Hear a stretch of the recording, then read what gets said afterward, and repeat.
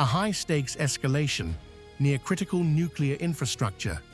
As per reported details, a fiber optic guided drone struck the turbine hall of Unit 6 at the Zaporizhzhia nuclear power plant, Europe's largest.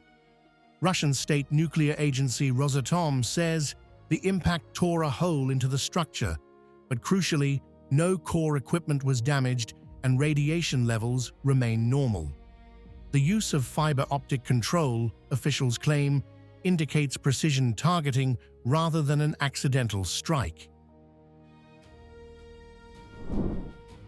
The entire international community can be congratulated, so to speak, as this is the first targeted attack on a nuclear power plant's core equipment, with a through-and-through explosion and damage to the turbine building.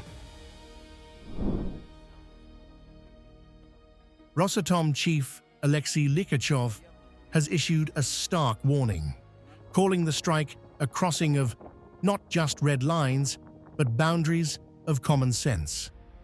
According to his statement, this marks the first deliberate targeting of main equipment at a nuclear facility. He cautioned that such actions bring the world closer to a scenario that could have consequences far beyond the immediate conflict zone, potentially impacting regions outside Russia and Ukraine.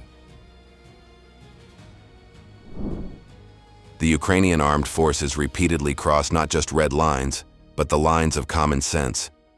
What to expect next? Strike directly on the turbine, the reactor hall, the reactor and safety systems?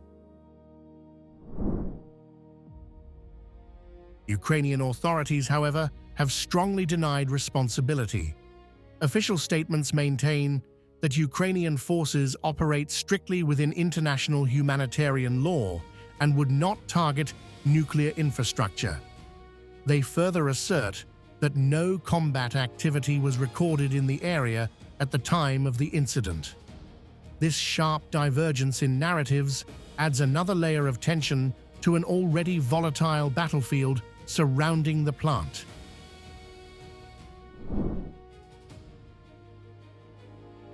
What remains undisputed is the sensitivity of the site.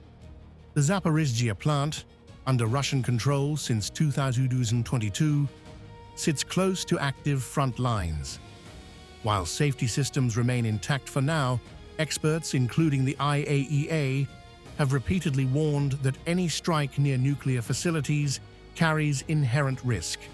Even limited damage, as seen in this case, underscores how thin the margin for error has become in this conflict.